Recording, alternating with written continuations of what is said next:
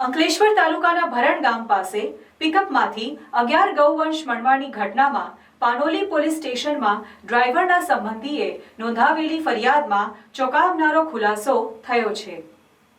અંકલેશ્વર તાલુકાના ભરણ ગામ પાસે પિકઅપમાંથી 11 ગૌવંશ મળવાની ઘટનામાં પાનોલી પોલીસ સ્ટેશનમાં ડ્રાઈવરના સંબંધીએ નોંધાવેલી ફરિયાદમાં ચોંકાવનારો ખુલાસો થયો છે। 2 દિવસ પહેલા ભરણ ગામ પાસે ગૌવંશ ભરેલી પિકઅપ પલટી મારી ગઈ હોવાનો મેસેજ મળતા પોલીસની ટીમ સ્થળ પર પહોંચી હતી। સ્થળ પર જઈને તપાસ કરતા ડ્રાઈવર બેભાન હાલતમાં લોહી નીગળતી હાલતમાં પડ્યો હતો અને ગાડીમાંથી 11 જેટલા વાછરડા મળ્યા હતા। પિકઅપના ડ્રાઈવરની ઓળખ ઝંખવાવણા અસલમ મુલતાની તરીકે થઈ હતી। ગંભીર ઈજા હોવાથી તેને અંકલેશ્વરની જયાબેન મોદી હોસ્પિટલમાં ખસેડવામાં આવ્યો હતો। બનાવની જાણ થતાં તેના પરિવારજનો અંકલેશ્વર દોડી આવ્યા હતા, જેમાં તેમને ગૌરકક્ષોએ અસલમ મુલતાનીને ઢોર માર માર્યો હોવાની જાણ થઈ હતી। અસલમને થયેલી ઈજા અકસ્માતમાં નહીં પણ ગૌરકક્ષોના મારથી થઈ હતી।